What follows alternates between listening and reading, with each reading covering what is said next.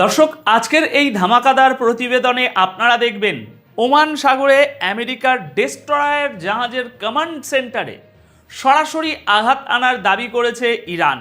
অন্যদিকে বেইরুতে হামলা হলে সরাসরি ফুল স্কেল যুদ্ধে নামার হুঁশিয়ারি দিয়েছে তেহরান। এর ঠিক পাশেই সৌদি আরবে হঠাৎ করে ইন্টারন্যাশনাল অ্যাটমিক এনার্জি এজেন্সির প্রধানের সাথে রিয়াদের বিরুদ্ধধার বৈঠক। তাহলে কি মিডল ইস্টে নতুন কোনো নিউক্লিয়ার শক্তির ব্যালেন্স তৈরি হচ্ছে? আর কুয়েত এয়ারপোর্টে ধ্বংসযজ্ঞের আসল কারণ কি ইরানের মিসাইল, নাকি আমেরিকার ফেল হওয়া patriot air defence system? Satellite ইমেজে আমেরিকার কোন এয়ারবেসের ধ্বংসচিত্র ধরা পড়ল এবং এর পেছনের আসল কূটনীতিটা কি? এই সব কিছু নিয়ে আজ আমাদের এই বিশেষ প্রতিবেদন। তো চলুন খবরের একদম গভীরে ঢোকা যাক। দেখুন দর্শক, আজ 4 জুনের সবচেয়ে বড় এবং চমকে দেওয়া খবরটি আসছে ওমান সাগর থেকে। ক্রমাগত হামলার শিকার হওয়ার পর ইরান এবার সরাসরি আমেরিকার একটি ওয়ারশিপ বা ডেস্ট্রয়ারের উপর হামলার দাবি করেছে। তবে এখানে একটা জিনিস বুঝতে হবে, ইরান কিন্তু পুরো জাহাজ ডোবানোর কথা বলছে না। তাদের আসল টার্গেট ছিল ওই ডেস্ট্রয়ারে থাকা command and control centre. Irani media, বিশেষ করে তাসনিম নিউজ এজেন্সির মতে, ইরানি কমার্শিয়াল জাহাজগুলোতে আমেরিকা যে হামলা চালিয়েছিল তারই পাল্টা জবাব হিসাবে এই নিখুঁত আঘাতটি আনা হয়েছে। আজ 4 জুনের ভোর রাতে ইরানের সরকারি ব্রডকাস্টার IRIB রীতিমতো একটি ভিডিও প্রকাশ করে এই দাবির পক্ষে প্রমাণ হাজির করেছে। দেখুন, আসল ব্যাপারটা হলো এই কমান্ড সেন্টার থেকেই ওই অঞ্চলে আমেরিকার সমস্ত মিলিটারি অপারেশন পরিচালনা করা হতো। অর্থাৎ ইরান সরাসরি সেই ব্রেন বা মস্তিষ্কে আঘাত করার দাবি করছে যেখান থেকে হামলার নির্দেশ আসে।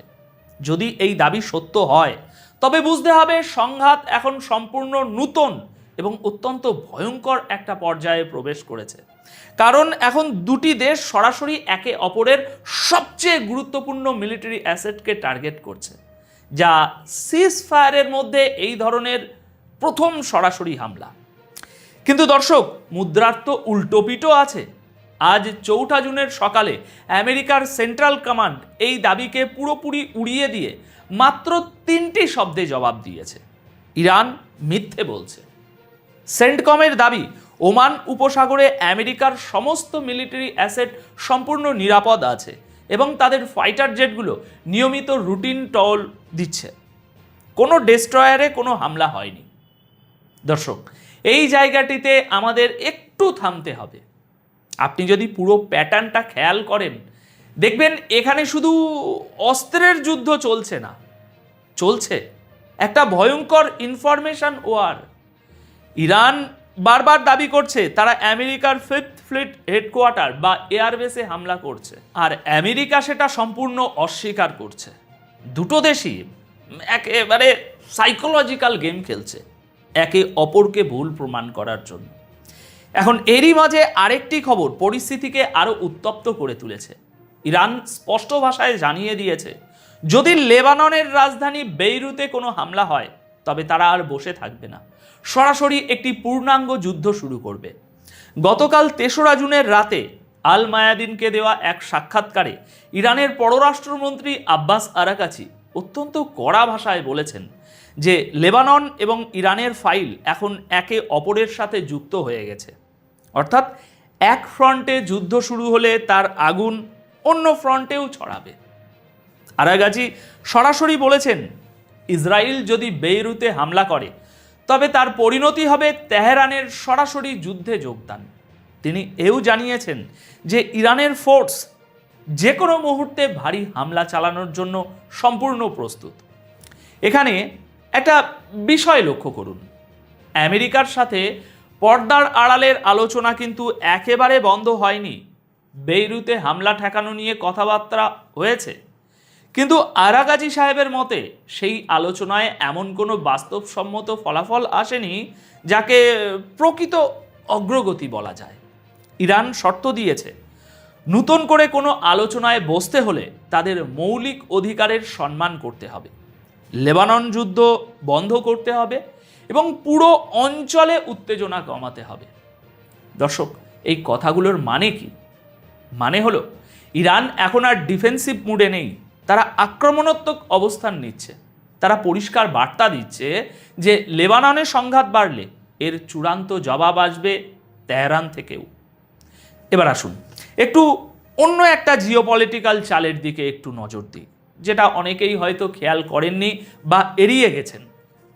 গতকাল ৩রা জুনের রাতে সৌদি আরবে এমন একটি রুদ্ধদ্বার বৈঠক হয়েছে যা মিডল ইস্টের ভবিষ্যৎ ক্ষমতার ভারসাম্য বদলে দিতে পারে। ইন্টারন্যাশনাল অ্যাটমিক এনার্জি এজেন্সি বা আইইএ এর চিফ রাফেল গ্রেসি হঠাৎ করেই রিয়াদে গিয়ে হাজির হন। তিনি সৌদি আরবের পররাষ্ট্রমন্ত্রী প্রিন্স ফয়সাল বিন ফারহান এবং জ্বালানি মন্ত্রী প্রিন্স আব্দুল আজিজ বিন সালমানের সাথে দীর্ঘ বৈঠক করেছেন। যখন একদিকে ইরানের নিউক্লিয়ার প্রোগ্রাম নিয়ে গোটা বিশ্ব চিন্তিত, ঠিক সেই সময়ে আইএইএ এর প্রধান এই যে সফর, এটা রুটিন ওয়ার্ক হতেই পারে না। এই বৈঠকে মূলত ইরানের বর্তমান পরিস্থিতি এবং নন নিউক্লিয়ার বিষয় নিয়ে আলোচনা হয়েছে। তবে সবচেয়ে গুরুত্বপূর্ণ বিষয় হলো সৌদি আরব এখন অত্যন্ত দ্রুত গতিতে তাদের নিজস্ব সিভিলিয়ান নিউক্লিয়ার প্রোগ্রাম নিয়ে এগিয়ে যাচ্ছে। সিভিলিয়ান নিউক্লিয়ার প্রোগ্রামের মানে হলো বিদ্যুৎ উৎপাদন বা ধরুন চিকিৎসা বিজ্ঞানের জন্য যে ইউরেনিয়ামের ব্যবহার, সেই ব্যবহারের ক্ষেত্রে। মজার ব্যাপার হলো ইরানও কিন্তু দীর্ঘদিন ধরে এই একই কথা বলে আসছে যে তারা শান্তির কাজেই ইউরেনিয়াম ব্যবহার করছে, অথচ আমেরিকা অভিযোগ করে তারা বোমা বানাচ্ছে। দর্শক, এখানে আসল কূটনীতিটা বুঝতে হবে। একদিকে ইরানের নিউক্লিয়ার প্রোগ্রাম নিয়ে মধ্যপ্রাচ্যে চরম উত্তেজনা চলছে, অন্যদিকে পশ্চিমা বিশ্বের ছত্রছায়ায় সৌদি আরব নিজেদের নিউক্লিয়ার সক্ষমতা বাড়িয়ে তুলছে। প্রশ্ন হলো রিয়াদ এবং আইএইএ এর এই ঘনিষ্ঠতা কি শুধু সিভিলিয়ান প্রোগ্রামের মধ্যে সীমাবদ্ধ থাকবে, নাকি মধ্যপ্রাচ্যে নিউক্লিয়ার শক্তির একটি নতুন ব্যালেন্স তৈরি করার ব্লুপ্রিন্ট আঁকা হচ্ছে? কারণ জিওপলিটিক্সে তো কোনো কিছুই কাকতালীয় হয় না। দর্শক, এরপর যে খবরটি নিয়ে আমরা কথা বলবো তা হলো কুয়েত এয়ারপোর্টের ধ্বংসযজ্ঞ এবং একটা আপনি দেখবেন বিশাল ব্লেম গেম। কুয়েত ইন্টারন্যাশনাল এয়ারপোর্টের প্যাসেঞ্জার টার্মিনালে গতকাল যে ভয়াবহ হামলা হয়েছে তাতে 60 জনের বেশি মানুষ আহত হয়েছেন এবং দুর্ভাগ্যজনকভাবে একজন ভারতীয় নাগরিকেরও মৃত্যু হয়েছে। এখন প্রশ্ন হলো এই হামলাটি করলো কে? দেখুন, শুরুতে সবাই আঙুল তুলেছিল ইরানের দিকে, কিন্তু আজ 4 জুনের ভোর রাতে ইরানের নিউজ এজেন্সি ইসনা আইআরজিসির মুখপাত্রের বরাত দিয়ে একটা বিস্ফোরক দাবি করেছে। ইরানের দাবি, কুয়েত এয়ারপোর্টে কোনো ইরানি মিসাইল বা ড্রোন আঘাত আনেনি, বরং আমেরিকার পেট্রিয়ট এয়ার ডিফেন্স সিস্টেমের চরম ব্যর্থতার কারণেই এই দুর্ঘটনা ঘটেছে। কে বলছে? ইরান বলছে।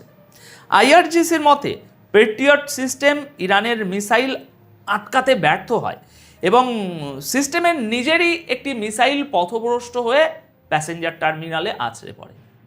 ইরান স্বীকার করেছে যে তারা কুয়েতে থাকা আমেরিকার এয়ারবেসে হামলা চালিয়েছে, কিন্তু কোনো সিভিলিয়ান বা বেসামরিক এয়ারপোর্টে তারা হামলা চালায়নি।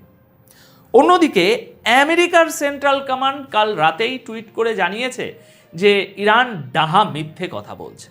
আমেরিকার দাবি কি? আমেরিকার দাবি তাদের পেট্রিয়ট সিস্টেম কোনো যান্ত্রিক ত্রুটি তাতে হয়নি, বরং ইরানের ছোড়া মিসাইলই সরাসরি এয়ারপোর্টে আঘাত করেছে। মানে দুপক্ষই একে অপরের দিকে কাদা ছোড়াছুড়ি করছে। তবে এখানে একটা প্রমাণ কিন্তু আমেরিকার অস্বস্তি বাড়িয়ে দিয়েছে। ইরানের ওই জবাবি হামলার পর কুয়েতে অবস্থিত আমেরিকার আলী আল সালেম এয়ারবেসের বেশ কিছু নতুন স্যাটেলাইট ছবি সামনে এসেছে। এখন এই ছবিগুলোতে পরিষ্কার দেখা যাচ্ছে যে গতকাল 3রা জুনের ওই হামলায় আমেরিকার এয়ারবেসের একটি ড্রোন বা ফাইটার জেটের হ্যাঙ্গার সম্পূর্ণ ধ্বংস হয়ে গেছে। খোদ কুয়েতের প্রতিরক্ষা মন্ত্রণালয় স্বীকার করেছে যে তারা বহু ড্রোন এবং মিসাইল ইন্টারসেপ্ট করেছে, কিন্তু কিছু মিসাইল তাদের ডিফেন্স ভেদ করে আঘাত আনতে সক্ষম হয়েছে। দর্শক, এই যে স্যাটেলাইট ছবি, এই স্যাটেলাইট ছবিগুলো প্রমাণ করে যে আমেরিকার শক্তিশালী এয়ার ডিফেন্স সিস্টেমও সবসময় 100% কার্যকর নয়। এখন দেখার বিষয় হলো আমেরিকা কি তাদের এই এয়ারবেস ধ্বংসের বদলা নিতে নতুন করে কোনো আক্রমণ চালাবে?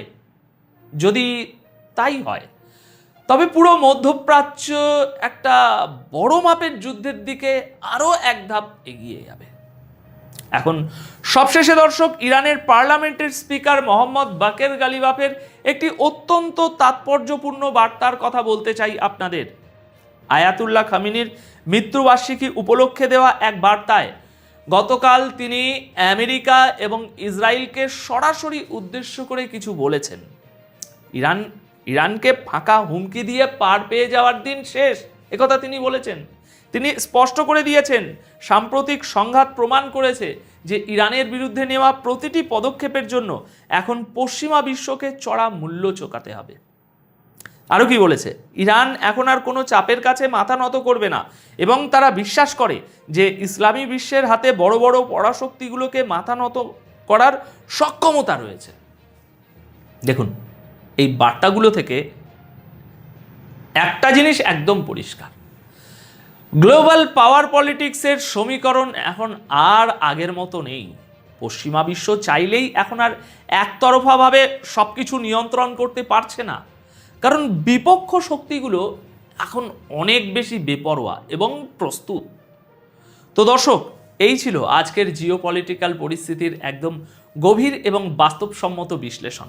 তো আজকের এই বিশ্লেষণ আপনাদের কেমন লাগলো? এবং মধ্যপ্রাচ্যের এই যে নতুন ক্ষমতার লড়াই, এই লড়াইয়ে শেষ পর্যন্ত কার পাল্লা ভারী হতে পারে বলে আপনারা মনে করেন, তা অবশ্যই কমেন্ট করে জানাবেন। সবাই খুব ভালো থাকবেন, সুস্থ থাকবেন। দেখা হবে পরবর্তী ভিডিওতে নতুন